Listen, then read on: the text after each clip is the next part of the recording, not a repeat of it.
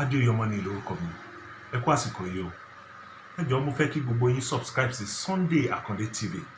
Àwọn orin ìmísí tí ó dẹ̀ ń ṣí ọkàn yẹn payá sí Ọlọ́run wà ńbẹ̀. Ogun ayé lè dé, ó gbàṣẹ lọ́wọ́ rẹ̀, nítorí èyí lọ pokùnso, Elédùwà ní òkè sí. Àwọn films tó ń kọ́ni lọ́gbọ́n, tó ń kọ́yàn ní òye ọ̀rọ̀ Ọlọ́run ó wà ńbẹ̀.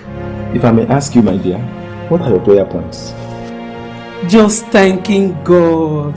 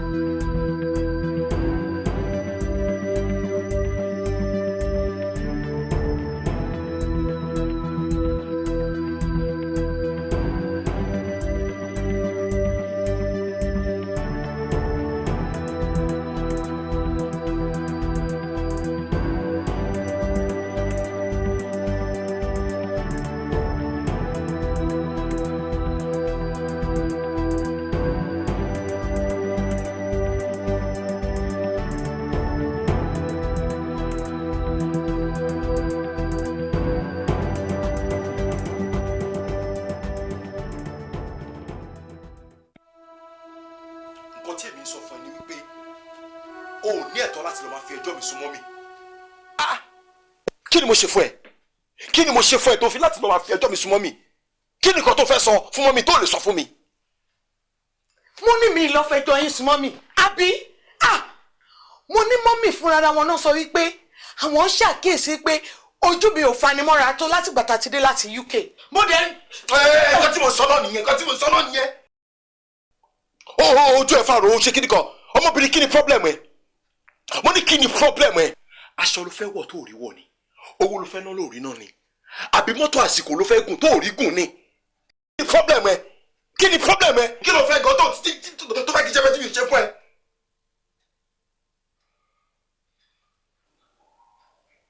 Ó jẹ́ kí n advice ẹ.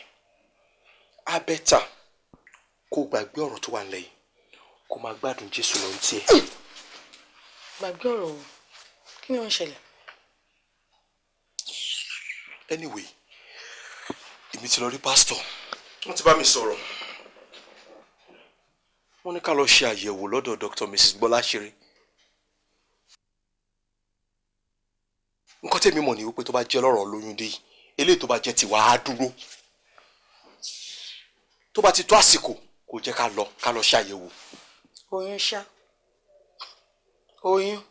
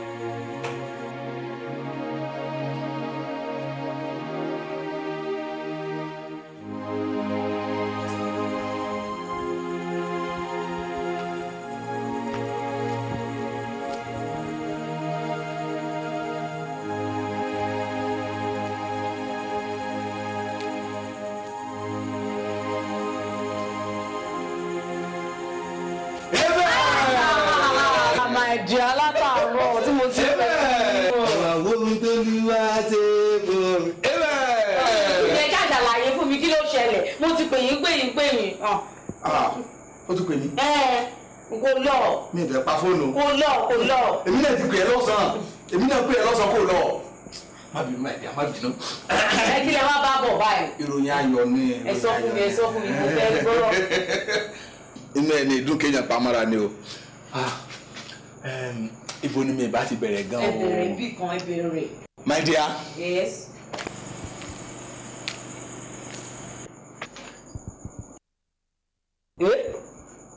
My dear, kí lélẹ̀? 2 million naira. Ẹ wá wo. 2 million what?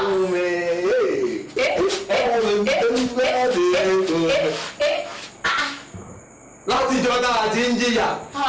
Ọlọ́run ò ṣe o. Ọlọ́run. Àṣé lóòótọ́ ni ìlérí rẹ̀ wípé wọ́n máa ń mú àwọn èèyàn tí ò jẹ́ nǹkan kan wọ́n máa ń mú wọn jókòó sí àárín àwọn ọmọ aládé. Bẹ́ẹ̀ ni bẹ́ẹ̀ ọ̀rọ̀ Ọlọ́run ṣe rí gan-an ló ṣe sọ yẹn. My dear, ṣé wà lọ́lọ́run ṣe léyìí fún? Bẹ́ẹ̀ ni my dear, ọ̀rọ̀ Ọlọ́run sọ fún mi nínú Bíbélì tèmi pé nígbà tí Ọlọ́run dá Èkó lọ sí Óní padà. Àdàbí àwọn tí ń lálà. Mi ì bá ti dé látàárọ̀ yẹn bí mo ṣe bọ́ tá ń bẹ̀ mo ti bẹ̀rẹ̀ sí pe nọ́mbà ẹ̀ títí pé kí n tiẹ̀ kọ́kọ́ ṣe testimony yẹn lórí fún mo pe nọ́mbà ẹ̀ kò lọ.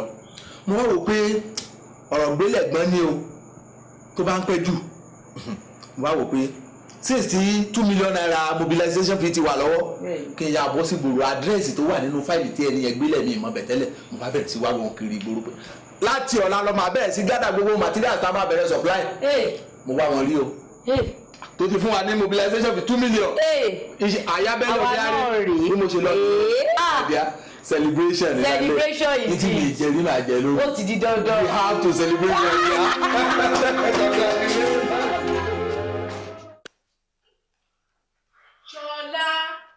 Ṣọlá. Màámi mò ń gbọ́. Ọjọ́ ìyá jẹ́ kí nǹkan tí mò ń sọ kó yé ẹ. Èmi ò ní kó o má lọ́kọ o. Ṣùgbọ́n tó o bá máa lọ́kọ, wá ẹni tó lówó lọ́wọ́ dáadáa kò fi ṣadé orí. Ìwọ náà wò gbà tí bàbá rẹ ti kú àdágbé ni àdáfà títí mo fi tọ́ ọ jáde yunifásitì. Àsìkò wá tó kí n nọsẹ̀ kalẹ̀ kí n máa jẹun ọmọ. Ọwọ́ alẹ́ nìkan tí ò mọ bí orí bẹ́sẹ̀ rẹ̀ ló fẹ́ fẹ́. Ṣọlá tó sì mọ̀ pé wọ́n nìkan ni mo bí. Wo kó o yọ tún èrò ara rẹ pa ni o kó o tún pa gidi. Àwọn olóronú dáadáa sí ni. Màámi, ọ̀rọ̀ orí bẹ́ẹ̀ ṣe rò yẹn o.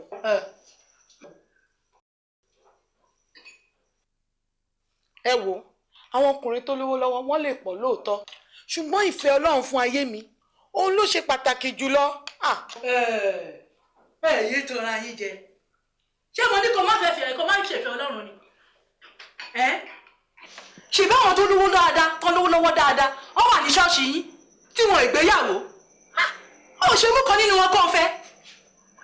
Wà á lówó lọ́wọ́ láti fi tọ́jú ẹbí àti ará á kàn wọ́n gán balẹ̀. Màámi. Má pè mí mọ́ ohun tí mo bá sọ ni kò lọ ronú sí. Kí ló ń ṣe ẹ́ gan kí lẹ̀ ń gbé tẹ̀ ń gbin ìranù. Nígbà ọmọ wo ló fẹ́ sọ̀rọ̀ ẹ̀dá gan náà àbó ọ̀rọ̀ ní gbogbo wàhálà tí mo ṣe ni. Adélé agbọ̀wọ́ láti yunifásitì àgbẹ̀yà gbọ̀n ó máa ń gbọ́ kankan tí ò mọ nǹkan tó ń ṣe bọ̀. Wọ́n gbé wọlé nílé ìgbé wọlé lẹ́wọ̀n ìra rẹ kí ló ń ṣe ẹ́. Ìṣẹ́jọ́ ìwà tó jẹ́ ìwọ nìkan tó jẹ́ lọ́wọ́ mi ni. Mẹ́fà bíbọ̀ wàá mọ olùyà tó ní.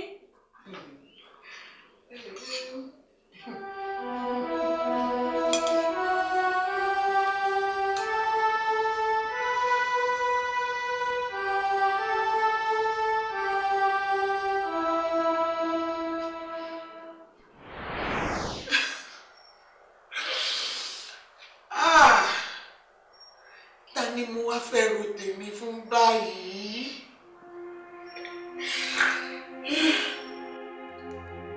Ṣé pásítọ̀ tí mo kọ etí dídì sí ìmọ̀ràn tó fún mi ni? Àbí àwọn ọ̀rẹ́ mi tí mo fi ń ṣakọ nígbà tí wọ́n ń bá mi sọ òdodo ọ̀rọ̀? Àbí ẹ̀mí mímọ́ tí mo ti parọ́ mọ́ pé ó ti pàlànà dà? Mo tẹ́ mo lówó lọ́wọ́ mo lo mọ́tò àsìkò síbẹ̀ ayọ̀ àti ìdùnnú kò sí fún mi. Àṣé òótọ́ ni pé òkèlè gbígbẹ tòun ti àlàáfíà ó sàn ju ilé tó kún fún ẹran pípa tòun ti ìjà lọ.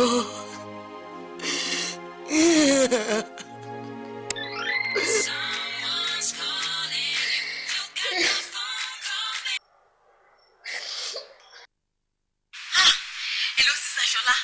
The Lord has done a new thing in our family. In fact, mo fẹ́ share testimony yín pẹ̀lú yín bye. Hello?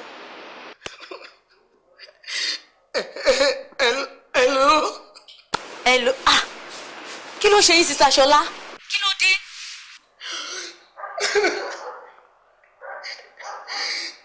Ẹ jọ̀ọ́, Sister Ellen, ẹ jọ̀ọ́ ṣe lè wá rí mi. Mo fẹ́ rí ẹ máa bọ̀ lọ́dọ̀ mi.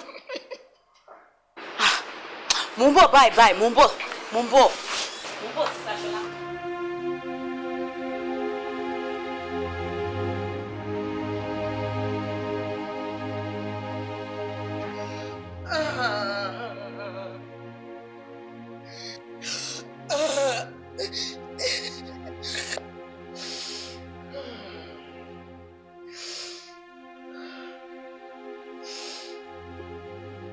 Torí owó, ipò àti dúkìá, mo sọ ìfẹ́ Ọlọ́run fún ayé mi nù.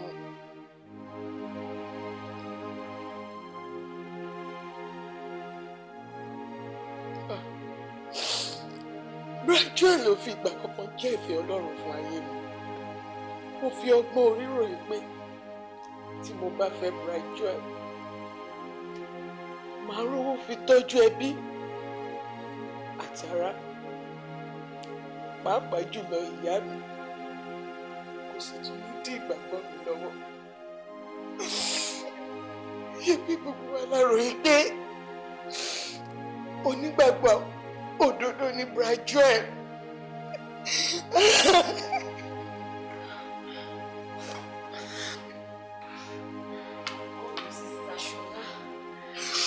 Ẹ má sọkún mọ́.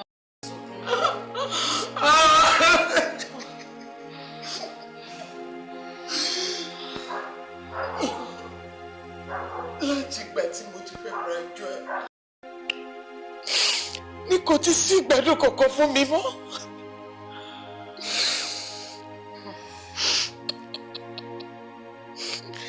Àlákàlà lónìí, ìrúkìrún lọ́la ni. Ẹ wo Sister Ellen, ilé yìí ń gbóná mọ́ mi.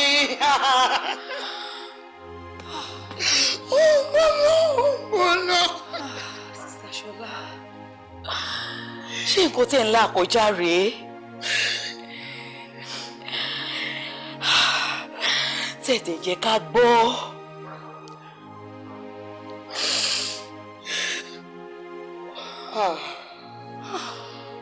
Ṣé ọ̀rọ̀ dùn lẹ́nu mi ni? Ṣé ọ̀rọ̀ dùn lẹ́nu mi? Ọ̀rọ̀ dùn. Ta ni nínú yín ni ó kìlọ̀ fún mi tó? Ìpè kí n má fi ọgbọ́n orí yàn. Ṣùgbọ́n mo kọ etí dídì sí ìmọ̀ràn àti ìkìlọ̀ yín.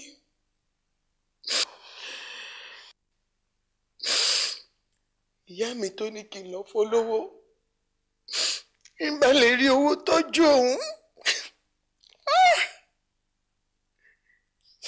Ṣé bí gbàrà tí mo fi Brajide sílẹ̀ ni ìyá mi ti lọ.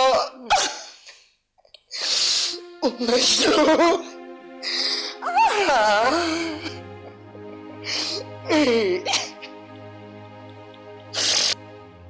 Sister Ṣọlá, ẹ má ro ọ̀rọ̀ ìjìnà.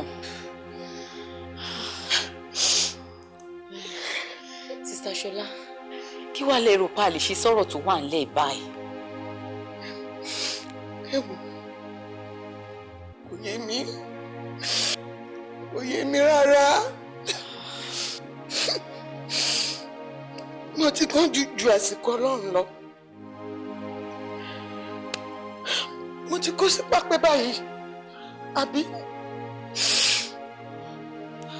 Lẹ́nu ìgbà tí a ṣe ìgbéyàwó wa yìí, ó tó ẹ̀mẹ́ta ọ̀tọ̀ọ̀tọ̀ tí oyún wálẹ̀ lára mi. Jesus. Ọ̀kan nígbà tá a wà nílùú òyìnbó lọ, méjì ti ṣẹlẹ̀ nínú ilé yìí. Ńṣe ni dùndún mi ń bi ìyá gbogbo ṣàpamọ́ra.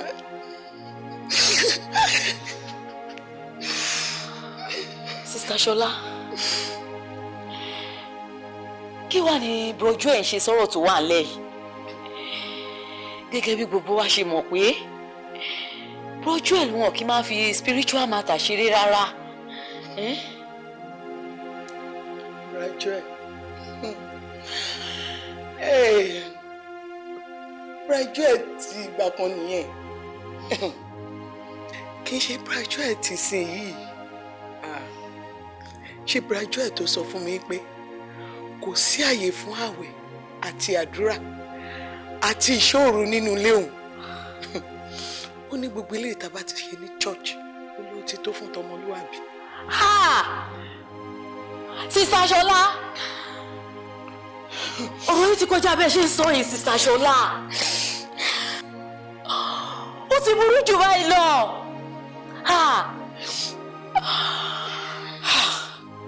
Báwo ni ilé òṣèré máa gbóná mọ́ yín nígbà tí ẹ ti lé ọmọ aládé àlàáfíà kúrò nílé?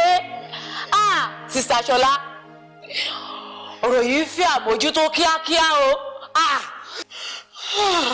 Ẹ má wò mí ràn, ẹ ṣàánú mi. Sister Ṣọlá, kí ni kí n ṣe o? Ó máa bẹ́tà ká lọ sọ fún mọ́mì kíákíá o. Mọ́mì. ẹ wò ẹ má ti jẹ́ ká sọ fún mọ́mí sister Ellen.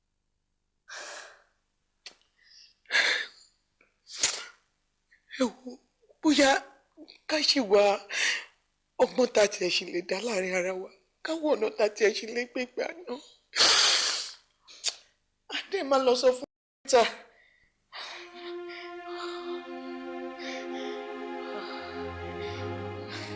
Sister Ṣọlá, nǹkan kan sọ sí mi lọ́kàn. Sítẹ́lì sọ kí nìyẹn? Sọ náà. Ṣùgbọ́n mi mọ̀ bóyá ó lè ṣe é ṣe. Ẹ jẹ́ ká try ẹ̀ sọ.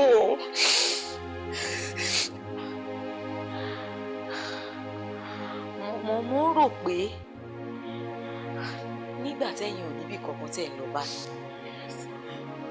And èmi náà dẹ̀ wà ní ìfún náà. Bóyá ká ya ọjọ́ mẹ́ta sọ́tọ̀ fún àwẹ̀ àti àdúrà. Tí brọjọ́ ẹ̀ bá ti jáde tán, ká máa gba àdúrà nínú ilé yìí.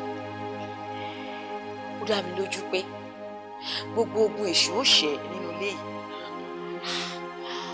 Ọlọ́run á sì tún ìmúlẹ̀ sí ohun gbogbo tó ṣókùnkùn sí wa pátápátá. Ó dájẹ́ àná. Mo nígbàgbọ́ pé ó máa wọ́ ewu sísá yìí ní ṣe gan-an o. Mi ì tiẹ̀ wá ròyìn pé ẹ máa dá mi lóhùn gbà tí mo pè yín.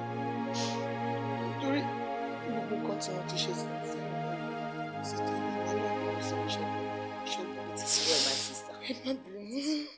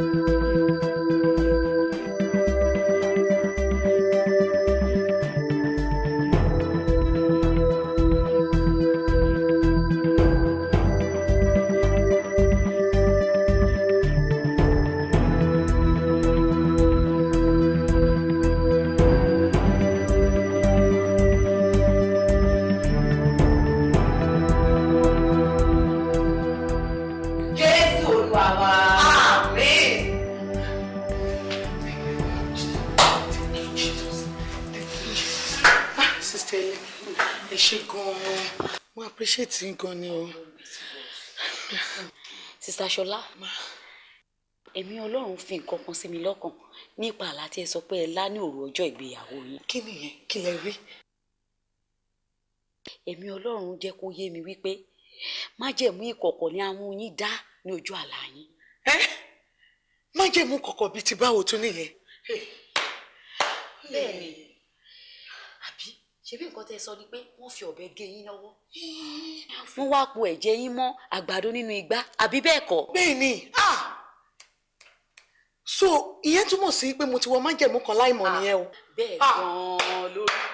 Àwọn àdìdì á gbàdúrà pé tí a bá rí májẹ̀mú kí májẹ̀mú tí a ti dá nítorí tiyín, kí ẹ̀jẹ̀ Jésù kí ó pa gbogbo rẹ̀ run, kí ẹ̀jẹ̀ Jésù Kristi kó mú gbogbo rẹ̀ kó fàátú, kó kí ẹ̀jẹ̀ Jésù Kristi kó gbẹ gbogbo rẹ̀ mọ́jẹ́ ní orúkọ Jésù. Ẹ̀mí mímọ́ o, gbogbo májẹ̀mú kí májẹ̀mú á fàátú ní orúkọ Jésù.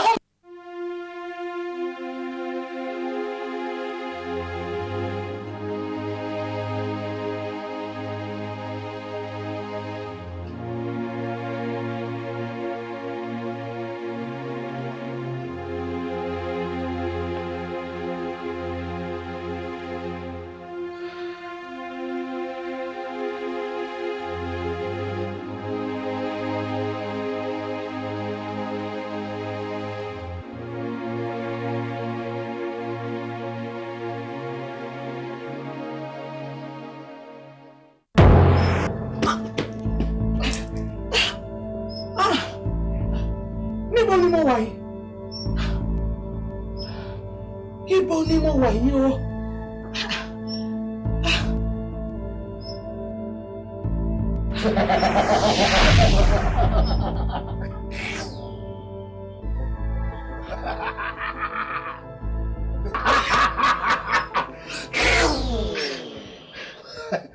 ọwọ́ gbà ọ́.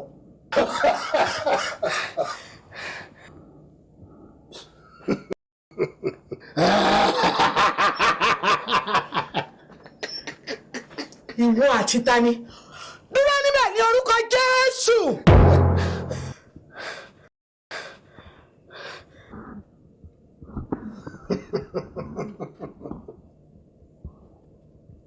ọ̀dẹ̀ òpònú aláìmọ̀kànmọ̀kàn ta ni ń gúnyán fún ọ tó ní tọbi òṣòro ta lẹni tí ń kì ọ́ láyà gan. Jésù ni agbára mi àyàtà ni ó fò mí kí ni ìwọ ọmọ ènìyàn lásán lè fi mí ṣe.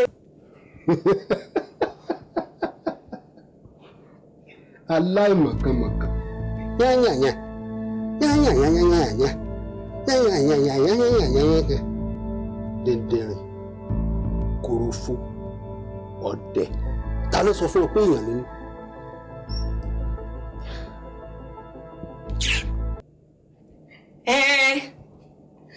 àṣà àti kọ́ pé a ti gbé Jésù ga gidigidi a sì ti fún un ní orúkọ tó ju gbogbo orúkọ lọ pé ní orúkọ Jésù Kristi ti Násárẹ́tì ní kí gbogbo orúnkún kí ó máa wólẹ̀ kí gbogbo àwọn ó sì máa jẹ́wọ́ pé òun ni Olúwa kò yọ ọ́ náà sílẹ̀ mo gba gbogbo ipá àti agbára rẹ lórí mi ní orúkọ Jésù.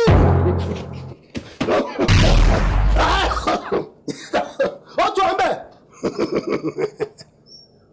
ọbẹ̀ fúnra bàtà ọyọ bẹ́ẹ̀ tí omi lórúkọ mú kú ni ọ̀nàwó bó ṣe fẹ́ òun gun mọ́tò tó wù ọ́ ó lo aṣọ àsìkò sí wọ́n ló ṣiṣẹ́ rẹ ni àbọ̀ ọ̀mọ̀pá ti fi ẹ̀jẹ̀ rẹ ṣe májẹ̀mú ìkọ̀kọ̀ ni èmi tá a sì yàn rí láti máa gba ẹ̀jẹ̀ rẹ láti fi tún májẹ̀mú ìkọ̀kọ̀ náà ṣe tí ẹ bá ọ.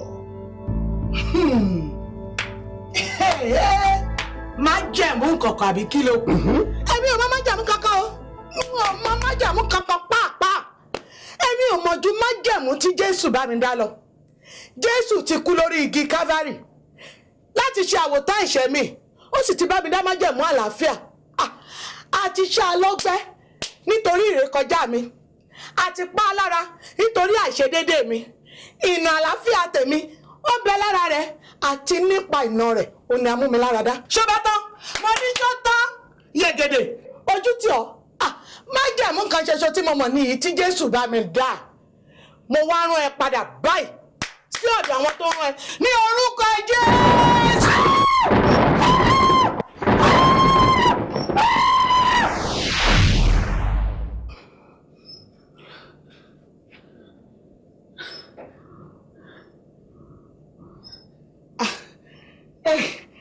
ó mà ti pòórá ó mà pòórá Jésù ó ṣe Jésù ó ṣe ó mà ti pòórá. Praise the Lord. Praise the Lord. Mọ̀dá kí ló ṣẹlẹ̀ kí tún nìyẹn. Praise the Lord. Thank you, Jesus. Honey, ẹ sábà mi dúpẹ́ lọ́wọ́ Ọlọ́run, ẹ bá mi dúpẹ́. Jésù Kristi ti yọ mí kúrò nínú májẹ̀mú ìkọ̀kọ̀. Májẹ̀mú ìkọ̀kọ̀ rẹ o, àìsọ fẹ́ni kankan. Májẹ̀mú ìkọ̀kọ̀. Thank you, Jesus. Májẹ̀mú ìkọ̀kọ̀. Thank you, Jesus. Olúwa ṣeun. Thank you, Jesus. Olúwa ṣeun. Thank you, Jesus. Praise the Lord.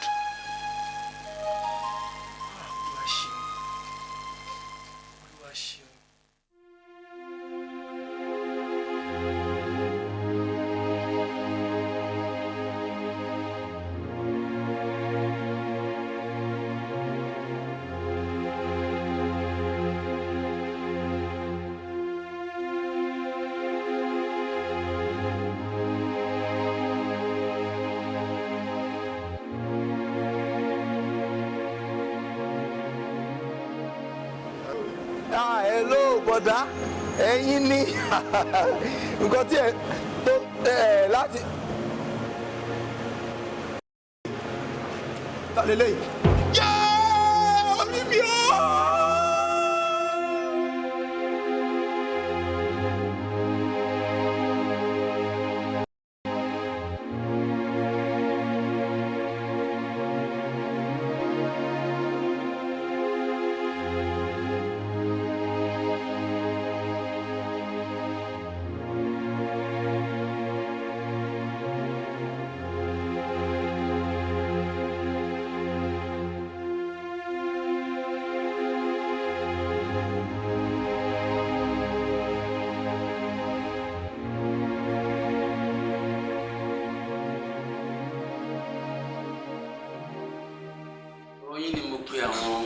pastors méjèèjì sí ọjọ́ ẹ̀.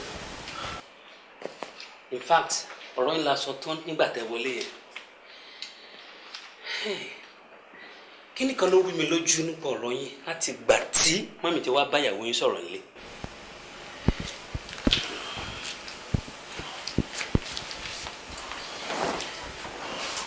Èyí ló mú mi lọ wá ojú Olúwa nípa yín. Olúwa sọ fún mi pé àwọn ohun ìkọ̀kọ̀ kan wà tó yẹ kẹ́ jẹ́wọ́ rẹ̀. So ọ̀rọ̀ tó ń ṣẹlẹ̀ yìí kì í sọ̀rọ̀ deliverance prayer rárá. Ṣùgbọ́n ẹ ní láti jẹ́wọ́ ohun tẹ́ ti ṣe ní kọ̀ọ̀kan ní gbangba níwájú gbogbo wa báyìí.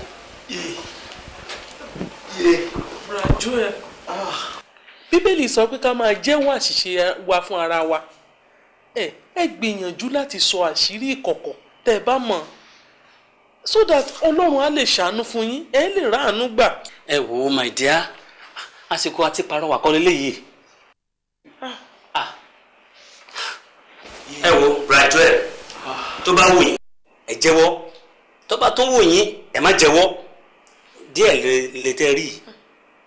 Ṣé ẹ wọ kúkú mọ̀ wípé ìdájọ́ Ọlọ́run ti bẹ̀rẹ̀ lórí yín tẹ́tẹ́lẹ̀ tá a fi pe ìpàdé pé ká béèrè ohun tó ń ṣẹlẹ̀. Mọ̀mí ẹ jọ̀ọ́ ẹ jẹ́wọ́ ẹ̀yin náà ẹ jẹ́wọ́ gbogbo nǹkan tẹ́ bá mọ̀ ìpẹ́ ṣe ní kọ́lọ́fín fún gbogbo wa náà ṣé mi fẹ́ àǹfààní tí inú ní ẹ jọ̀ọ́. Jesus máa jẹ́wọ́ ìrora yìí pọ̀ máa jẹ́wọ́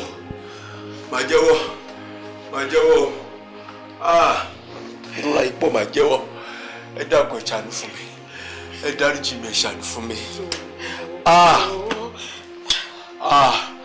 Jésù dáríjì mi lákọ̀ọ́kọ́ náà máa fẹ́ tọrọ dáríjì ẹ̀ṣẹ̀ lọ́wọ́ gbogbo ìjókòó yìí. Pastor Tony dáríjì mi. Pastor Kọ́lẹ́dọ̀ yìí ẹ má ro tí mo ṣe yìí o. Daddy, Mommy, ẹ wá inú ọkàn yín láti dáríjì mi. Pàápàá jùlọ mo fẹ́ tọrọ dáríjì ẹ̀ṣẹ̀ lọ́wọ́ ìyàwó mi. Ṣé wàá lè dáríjì mi báyìí? Kí ló ṣẹlẹ̀? Sister Ṣọlá ẹ ní láti ní sùúrù gbà ní kòríta tá a dé yìí. Ẹ fún Bradwell láàyè láti sọ ohun tó wà lẹ́nu wọn.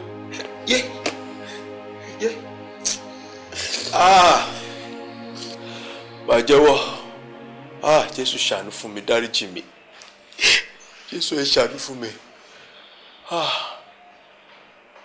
oògùn owó ni mo ṣe. Mo dáná ẹ sọ fún mi pé oorun ni mo sùn yé ẹ sọ fún mi pé làwọn ọ̀la ìṣàánú mi yé Daddy. Sister Ṣọlá ẹ ní sùúrù come on ẹ ní sùúrù ẹ jẹ́ ká lójú sùn sí ní tó ń ṣẹlẹ̀ yẹ ẹ ní sùúrù Bradwell ẹ máa bọ́rọ̀ yín lọ mo mọ̀ pé mo ti ṣàṣìṣe mo mọ̀ pé ìwà tí mo hù yìí mo ti kó ẹ̀rẹ̀ bá orúkọ ìjọ yìí. Mo mọ̀ wípé mo ti ta orúkọ Kristi wọnú ẹ̀rẹ̀. Mo ti ta epo bá àlà ìjọ Ọlọ́run. Mo ṣàṣìṣe. N tó fa ìṣubú mi rèé o. Wá ṣàánú fún mi.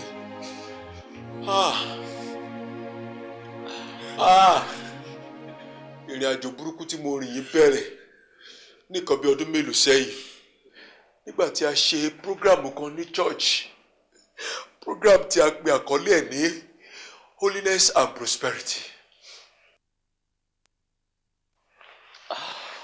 Ìránṣẹ́ Ọlọ́run tá a pè láti jẹ́ guest minister Reverend Samson Kadepẹ́, òun ló ṣì mí lọ́nà o. Ìjọ́ kejì tí prógrámù yìí bẹ̀rẹ̀ ni Reverend Kadepẹ́ sọ ọ̀rọ̀ kan tó bà mí nínú jẹ́.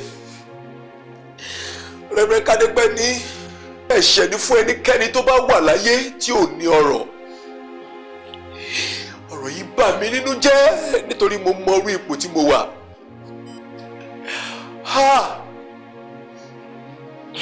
Ọ̀rọ̀ yìí mú mi lómi tó bẹ́ẹ̀ gẹ́ tó jẹ́ wípé mo lọ bá Reverend Kadepẹ́ lẹ́yìn tí ìpàdé parí lálẹ́ ọjọ́ náà. Òun náà lọ ní kí wá bá àwọn níjọ́ kejì ní hòtẹ́ẹ̀lì níbi tí wọ́n dé sí. Reverend Kadepẹ́, Reverend Kadepẹ́.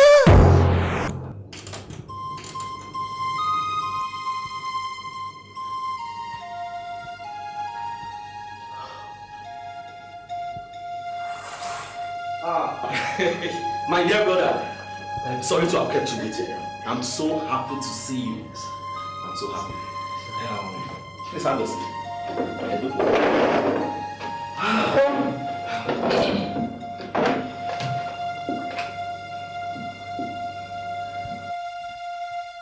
Hello? Please, is that the restaurant? Please hold on for a minute. Kí lẹ fẹ́ jẹ or drink? Anything to eat or drink? Rárá sà, mo wà okay sà. Kí ló dé? Mo ti jẹun kí n tó kúrò lé. Okay, it's okay. Please, I will call you back later. Thanks.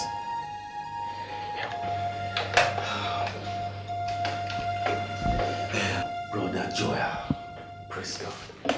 Hallelujah. Inú mi dùn púpọ̀ láti rí yín. I'm so happy to see you. Inú mi dùn pé ẹ fẹ́ ní òye ọ̀rọ̀ Ọlọ́run. Gẹ́gẹ́ bí mo ti sọ tẹ́lẹ̀, ẹni tó bá wá sínú ayé yìí tí kò ní ọ̀rọ̀, ayé asán ló wà. Nínú Genesis chapter 1 verse 28, ó fi yé wa pé Ọlọ́run ti dá ohun gbogbo dáradára tán kó tó dá ènìyàn. Now, nígbà tó wá dá àwa èèyàn, ó fi wá jọba lórí gbogbo ohun tó dá, absolutely everything. Ẹranko gbẹ́ni, ẹyẹ ojú ọ̀run àti gbogbo àwọn mèremère tó wà láyé bíi gold àti owó lóríṣiríṣi.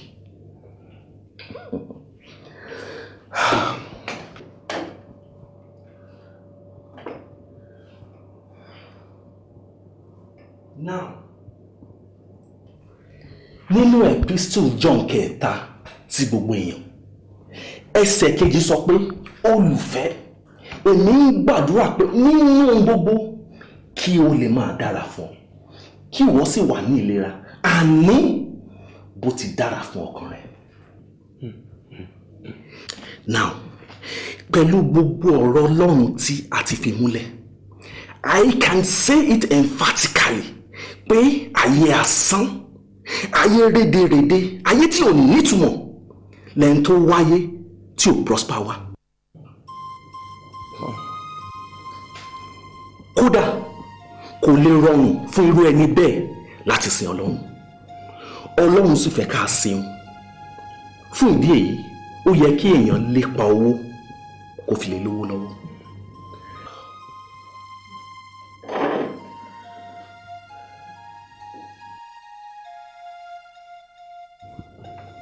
Mo rò pé ọ̀rọ̀ Ọlọ́run yìí kan náà ló sọ wípé òun á sì mú kí ohun gbogbo dára nígbà tirẹ̀ ó tún tẹ̀síwájú bí kan ó tún sọ wípé kí a kọ́kọ́ wá ìjọba Ọlọ́run àti òdodo inú rẹ̀. Ó ní gbogbo èyí tó kù lòun ó fi fún wa gẹ́gẹ́ bí èrè jẹ. Ṣé bí ọ̀rọ̀ náà ló sọ bẹ́ẹ̀? You see, look, is the problem I have with our people. Ignorance. Àìmọ̀kan. Look, let me tell you. Heaven helps those who help themselves. Ìwé oníwàásù fi yé wa wípé ohun gbogbo ni àkókò wà fún àti ìgbà fún iṣẹ́ gbogbo lábẹ́ ọ̀run. There is time for everything. Ìgbà téèyàn bá wà lọ́dọ̀ ló yẹ kó lépa àti lówó lọ́wọ́ kó bá fi lè gbádùn ọ̀rọ̀ tó bá kó jọ. Ṣé téèyàn bá lọ ra mọ́tò ayọ́kẹ́lẹ́ at the age of 60 ọgọ́ta ọdún tó ra mọ́tò ayọ́kẹ́lẹ́ tó ní AC ṣé o lè gbádùn ẹ̀ ni? It's impossible. Tó bá ní dandan fẹ́ tán ẹ̀sìn yẹn sórí àfàìmọ̀ kó má kó sínú mọ́tò. Daddy, òótọ́ lẹ sọ. Òótọ́ lẹ sọ sá. Nǹkan tẹ́ ẹ̀ sọ yé mi. Ṣùgbọ́n Daddy, àwọn ìgbésẹ̀ wo wá lọmọ Ọlọ́run lè gbé kó ba lè wà ní ipò ìlọ́rọ̀? Kí làwọn nǹkan tọmọ Ọlọ́run lè ṣe kówó lè dé? Nítorí ẹ sà, èmi náà fẹ́ lówó sà. Mo fẹ́ lówó kí n fi ṣiṣẹ́ Ọlọ́run. Torí iṣẹ́ Ọlọ́run mú mi ṣe. Mo dẹ̀ ní ìdòwó láti ṣe. That is the spirit. That is good. Ṣòrí, inú mi máa ń dùn tí mo bá bá àwọn ọ̀dọ́ bí ẹ pàdé. Inú mi máa ń dùn gan-an. Nǹkan tá a ṣe ò pọ̀. Ṣùgbọ́n òun ní ìdí àti wàá bá mi l'Ábùjá.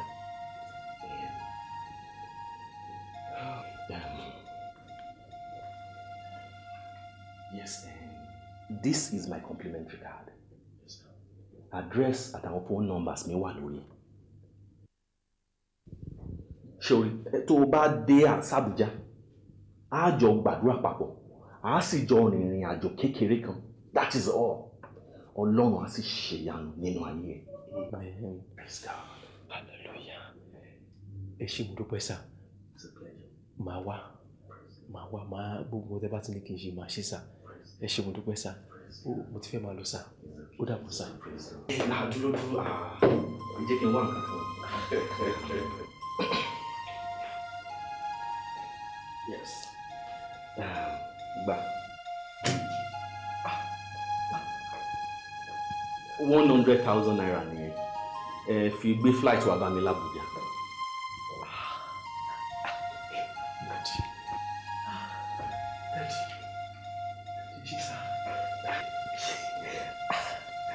No, dìde. A ní o dìde, stand up. Òtọ́pẹ́, this is just Òtọ́pẹ́.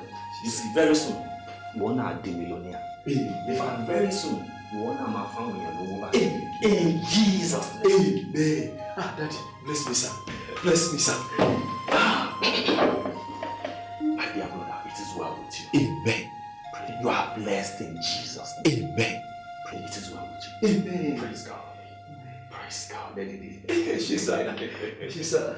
Praise you, sir. The Lord be with you. Amen. Sir. Yes, sir. Brother Joel, 1 minute, please.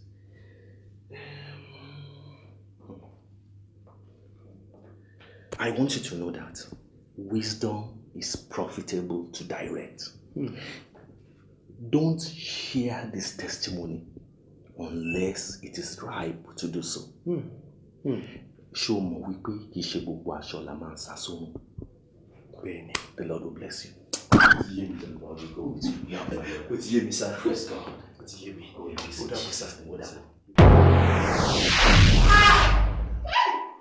Ògùn owó Jésù ààyè. Brọ̀jọ́ ẹ̀, ó mà ṣe o. Ẹsẹ̀kẹsẹ̀ tí program yẹn parí, Daddy ti organize teaching fún ọlọ́sẹ̀ kan fún wa náà. Yes, nínú teaching ọlọ́sẹ̀ kan yẹn ni Daddy ti jẹ́ kó yé gbogbo ìjọ wípé gbogbo ohun tí ìránṣẹ́ Ọlọ́run yẹn sọ ni ó lòdì sí ìlànà Ọlọ́run nípa gbígbé inú ọ̀rọ̀.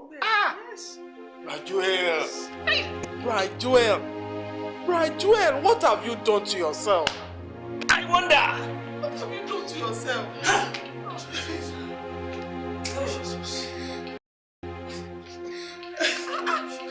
A ti wálẹ̀ jì nínú ọ̀rọ̀ Ọlọ́run ju gbogbo látìgbà tí program yẹn ti ṣẹlẹ̀. A ti wálẹ̀ jì gidi nínú ọ̀rọ̀ Ọlọ́run. A sì gbàdúrà gidigidi pé kí gbogbo nǹkan tí Reverend yẹn sọ kó má affect any of the church members. Bẹ́tẹ̀ sí around nígbà yẹn, Bright Joel. Kò pẹ́ la gbọ́ pé ẹni pray through láti lọ sí abroad. Olúwa ṣínà fún yín. Àṣé kì í ṣe bá a ṣe rò wá bí.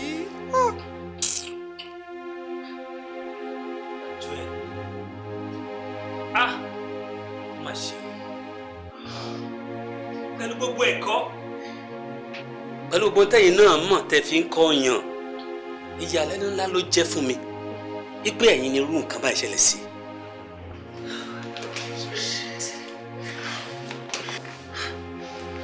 Òótọ́ ni mo pé Reverend Samson.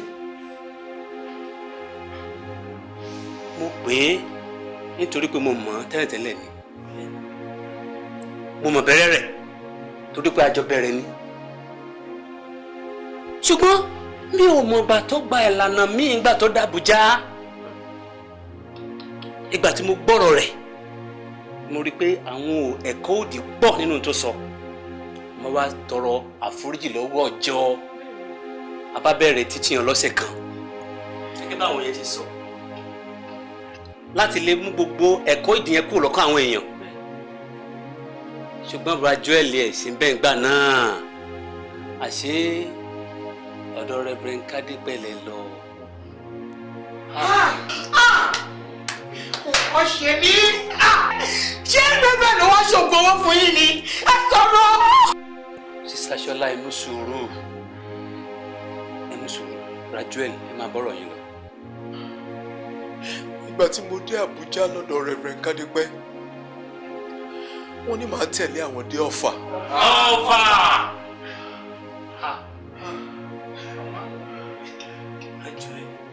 Wọ́n lára àwọn ìrìn àjò tí màá rìn nìyẹn kí n tó lè di ọlọ́rọ̀.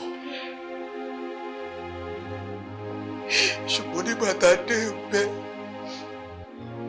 ọ̀tọ̀ ní tá a tún bá o, ọ̀tọ̀ ní nǹkan tí mo bá o, ọ̀tọ̀ ní nǹkan tí mo bá lọ́fà o.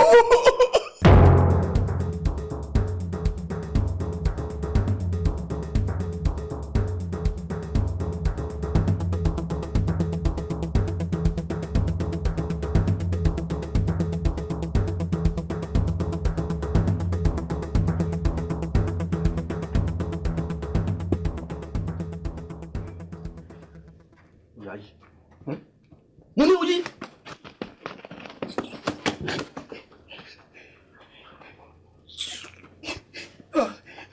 Reverend, ibo la tún wà yìí o? Ibo lélẹ̀? Joel, àbí kí náà ti ń porúkọ ẹ? Joel sà. Joel, wo pa ọkọ̀ ẹ pọ̀ síbi kan o. Ṣé bí wọ́n ló fẹ́ lówó? Bẹ́ẹ̀ sà. Ìrìn àjò àti lówó ẹ̀ ló gbé wa débi. Wo a kì í bẹ́ sómi ká máa kígbe òtútù. Bẹ́ẹ̀ sì ni ẹni tí ó bá jẹun gbẹ́ngbẹ́ng ó gbọ́dọ̀ tilẹ̀kùn gbẹ́ngbẹ́ng ibi tá a wí ládé o. And there is no going back. Kó yá pa ọkọ̀ ẹ̀ pọ̀ síbi kan. Ṣé o mọ̀ wípé owó lowó ń jẹ́? Àtẹ̀yí tó wá láti ọ̀dọ̀ Ọlọ́run àtẹ̀yí tó wá látọ̀dọ̀ Èṣù. Bẹ́ẹ̀ ni mo sọ, owó lowó ń jẹ́.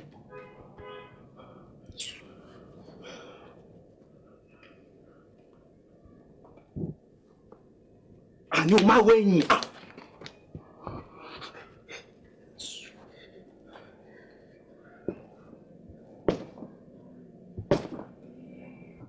Àkànwọ̀.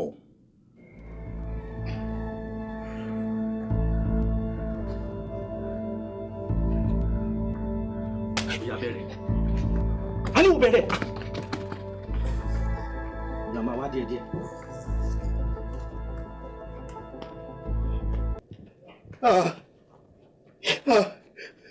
Mo dára o.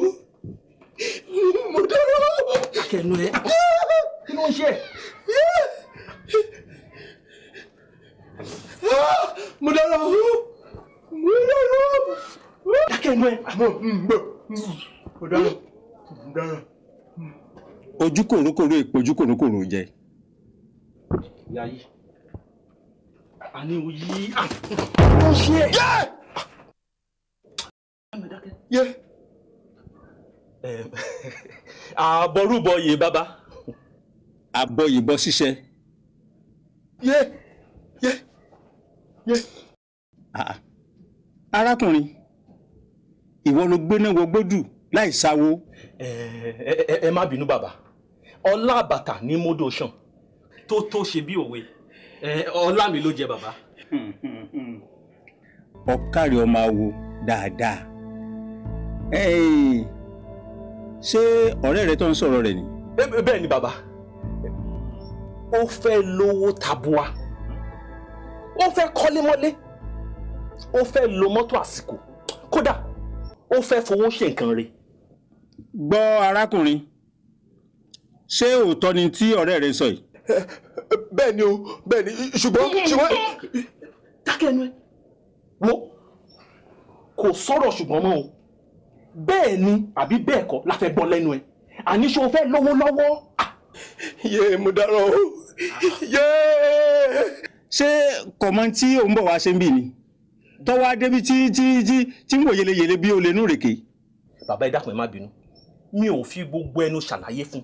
Torí tí mo bá tú iṣu désàlẹ̀ kòkò fún, kò ní fẹ́ tẹ̀lé mi débi. Bàbá, àbí ká ṣe bí ti oṣù tó kọjá. Oṣù tó kọjá? Ní kíni? Dúró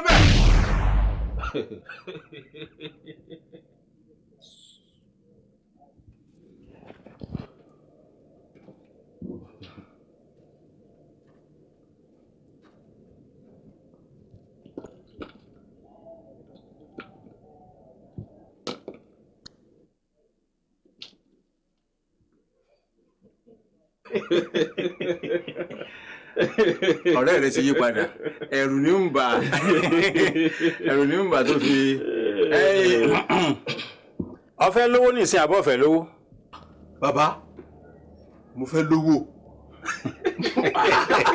Mo fẹ́ ní owó tabua. Di olókìkí. Ẹ̀rù ló bà ọ̀rẹ́ rẹ tẹ́lẹ̀. Bẹ́ẹ̀ ni bàbá. Sọ ibi tó dé, ó lówó, ó lọ́rọ̀, ó ní tó bẹ́ẹ̀ gẹ́, inú rẹ̀ ọmọ dùn ni. Bàbá, kí lẹ fẹ́ kí n ṣe? Ọ̀kárí ọmọ dáadáa. Ẹ máa bọ̀.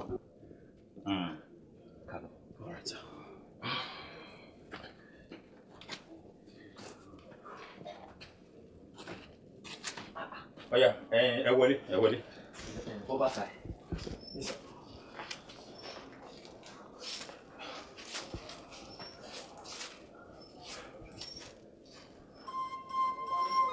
Ọ̀nà ajé kan ṣoṣo ni mo mọ̀ tó sì dá mi lójú dáadáa.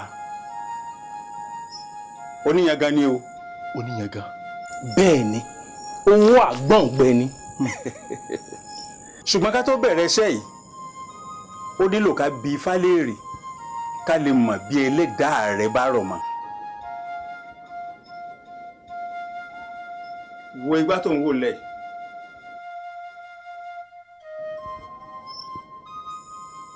Bẹ̀rẹ̀ kó gbé.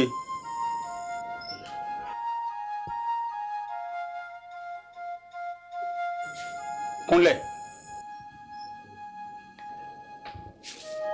Nà síwájú. Ẹ̀yin tó láyé, ìbà. Ìbà kì í hun ọmọ, àdáṣe ní hun ọmọ o. Ẹ jẹ́ kójú ṣe.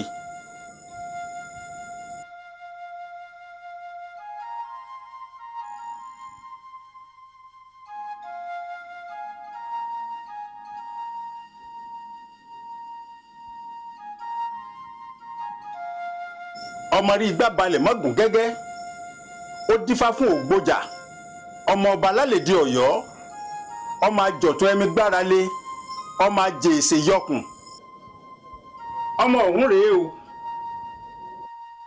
ẹ jẹ́ ojú ṣe.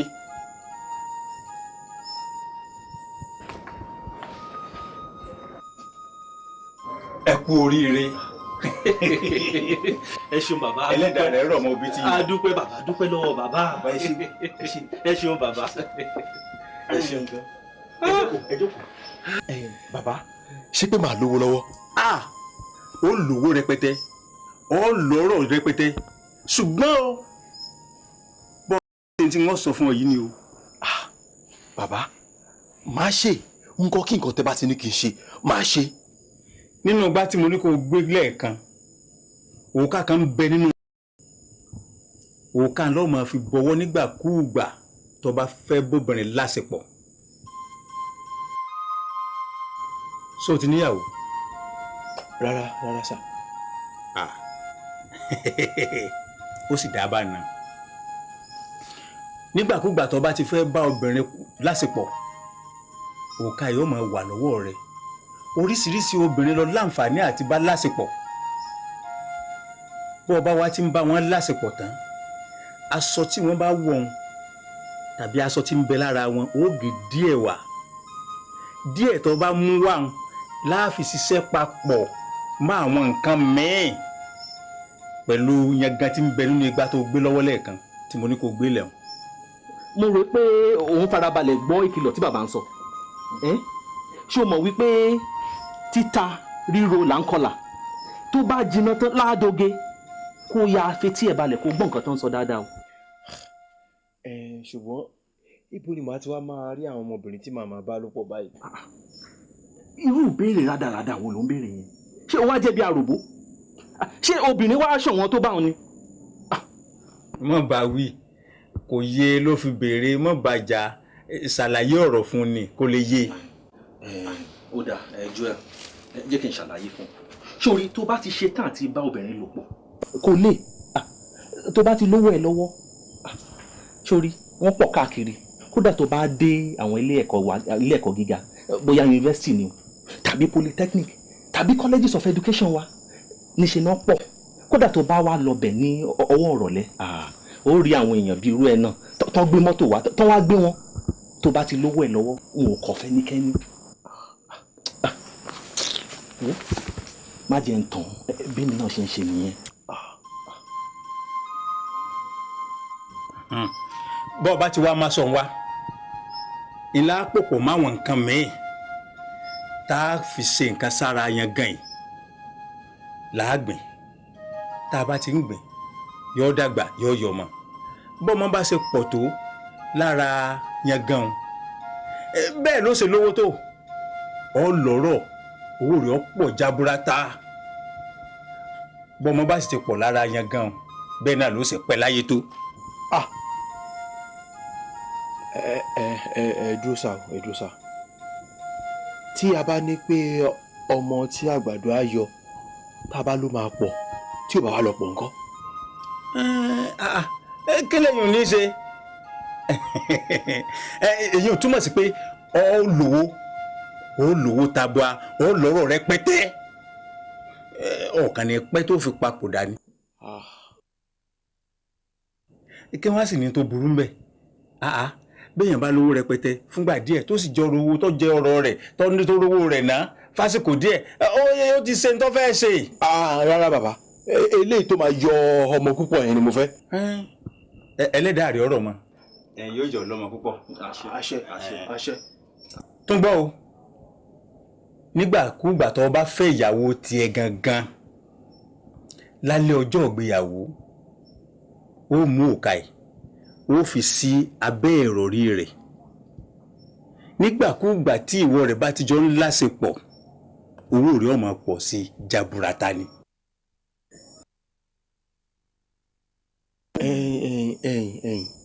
Ẹ sà ṣé kìí ṣe pé ìyàwó mi máa kú tí n bá ṣe bẹ́ẹ̀. Ìyàwó rẹ̀ fárẹ́ balẹ̀ jọ ìyàwó rẹ̀ ò ní kú. Balẹ̀ kò ní kú.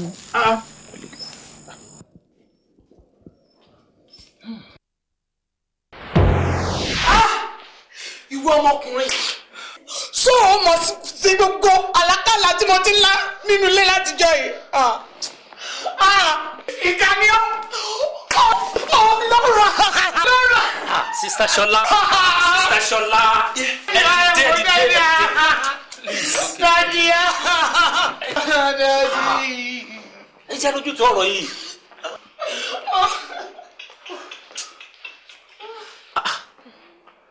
Rajọ ẹ tẹ̀síwájú ẹ parí ọ̀rọ̀ yìí. Bàtà kúrò lọ́dọ̀ bàbá. Reverend ní kí n sọ fún yín wípé mo ti rí business opportunity kan nílùú òyìnbó. Àti wípé oṣù mẹ́fà ni màmá lọ. Mà ṣe o, ọkọ èmi náà ti yí gbì. Ọkàn mi ti lé bí akọ òkúta. Mi ò mọ ohun tí mo ṣe láì dá mọ́.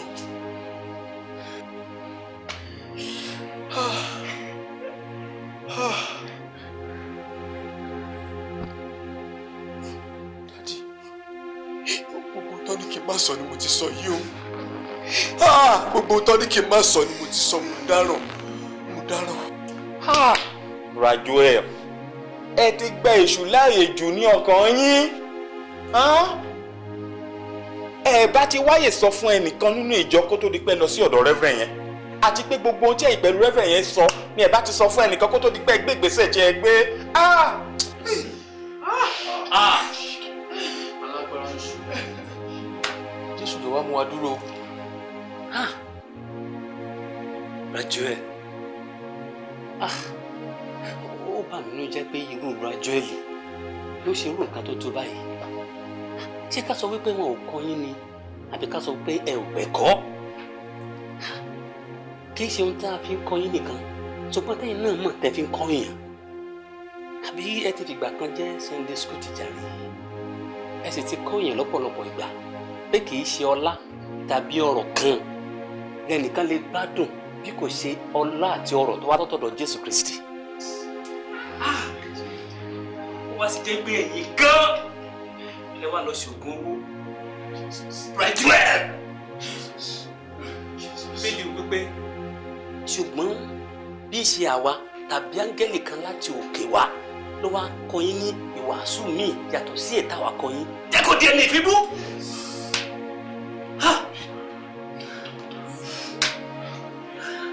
Olúwa kọ́ wa ní táwọn ṣe. Olúwa kọ́ wa ní táwọn ṣe.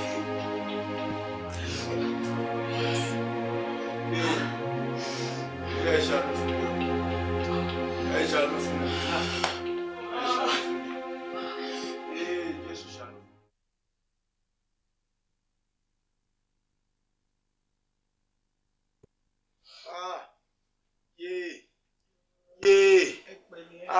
Ibi tán báyìí ló ti jí. Ó ń sọ mi wá.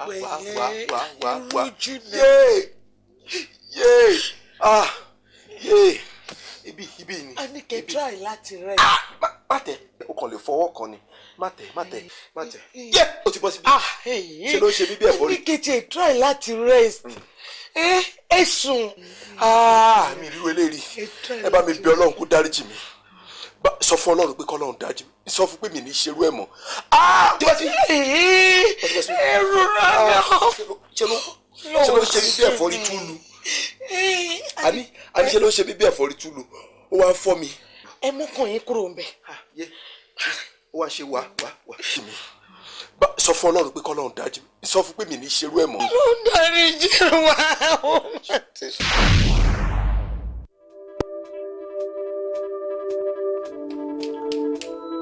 Ó dé.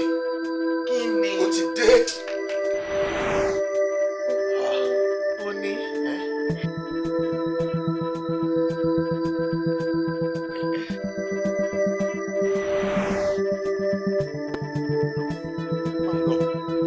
Má gbé owó yẹn lọ. Kí ni? Kò sẹ́ni tó ń gbowó kọ̀ọ̀kan.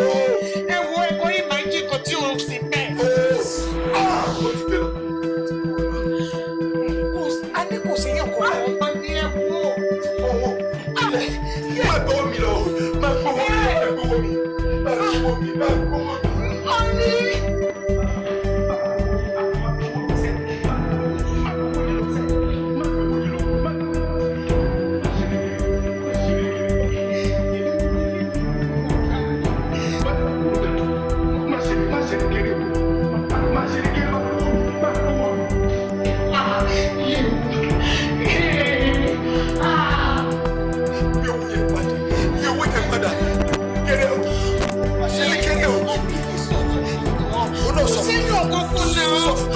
lẹ̀ sọ fún pé owó ló gbé lọ. Ìṣọ̀lá. Owó ló gbé lọ. Owó ló gbé lọ.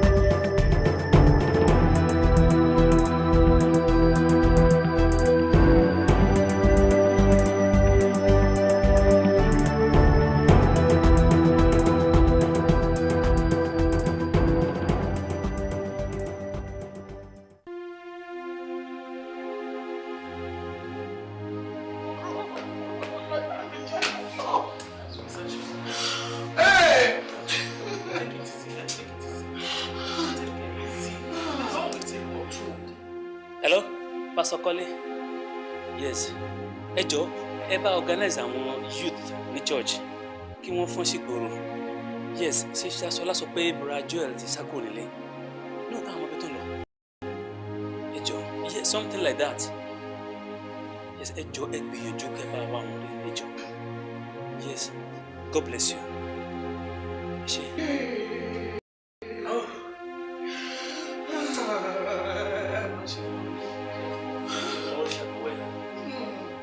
All shall be well. Joel.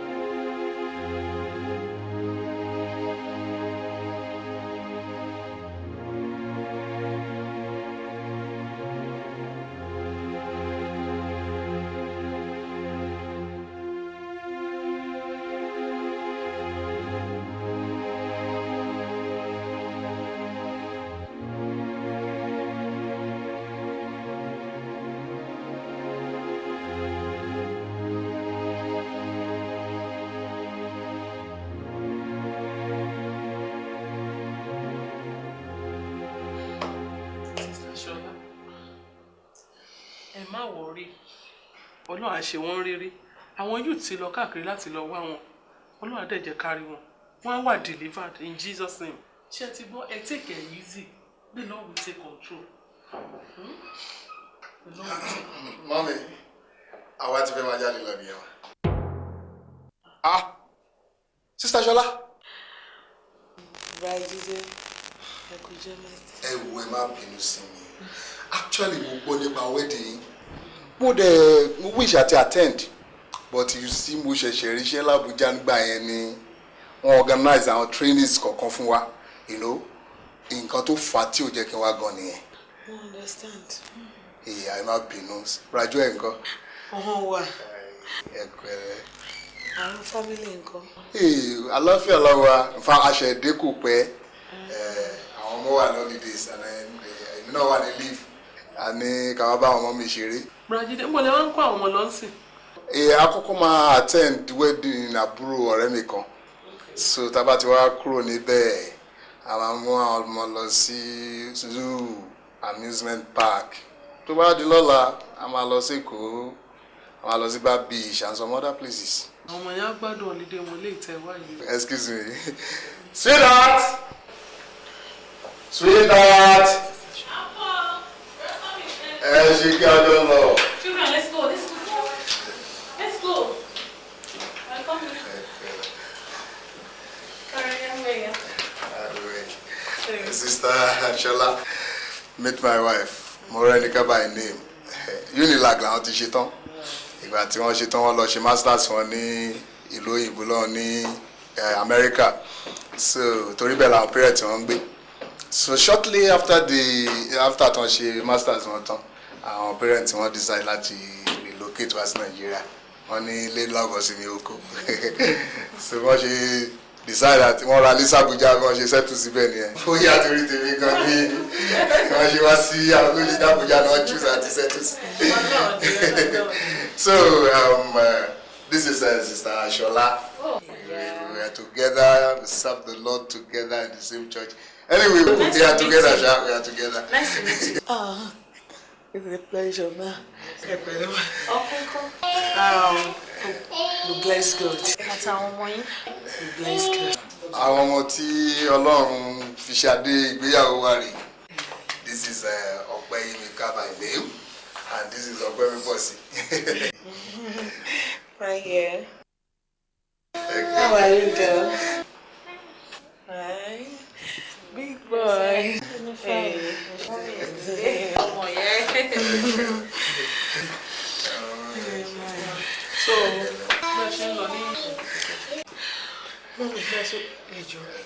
mo fẹ́ sáré lọ ṣe nǹkan kan sí mo rántí mo fẹ́ sáré débi kan mo bọ̀ sí gbogbo náà lọ ní ìsinmi máa padà ṣe bí ẹ ṣì wà ráǹdì àwọn ará ìyá ṣe ti gbọ́ Sorry. Ṣé kò sí ṣá?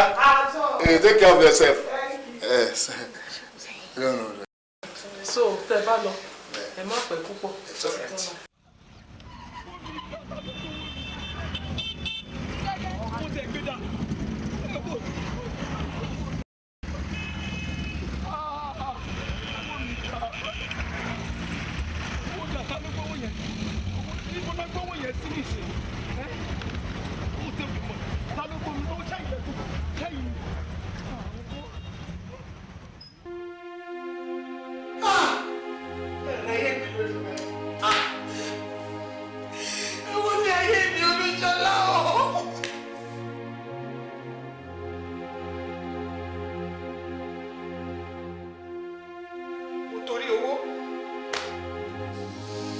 Àti àwọn ohun mèremère tí ojú rí, mo fi sọ ìfẹ́ Ọlọ́run fún ayé mi nù.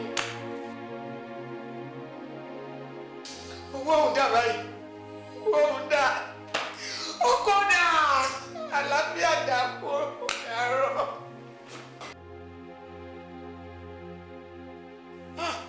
Mo fún yín láṣẹ láti máa fi ọ̀rọ̀ ayé mi ṣe ìwàásù àti àpẹẹrẹ fún àwọn single sisters.